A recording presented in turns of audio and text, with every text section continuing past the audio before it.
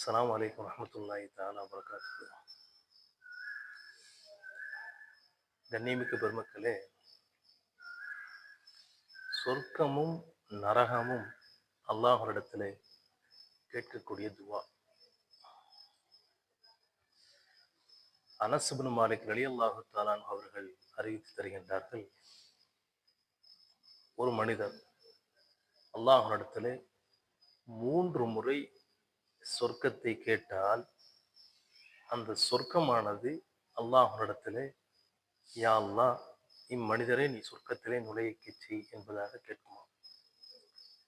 அதே போன்று நரகத்திடம்,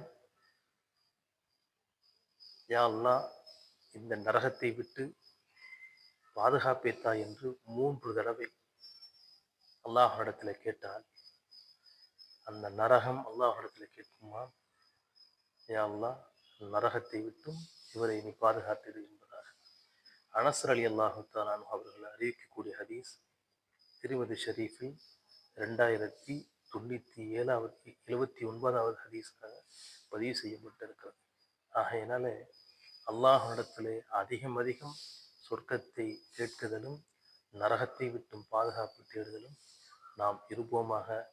ரப்புல் ஆலமீன் நமக்கு சொர்க்கத்தை வாஜிபாக்கி நரகத்தை ஹராமாக்கி தந்தருவானாக. அஸ்ஸலாமு அலைக்கும் வரஹ்மத்துல்லாஹி தஆலா வபரகாத்துஹு.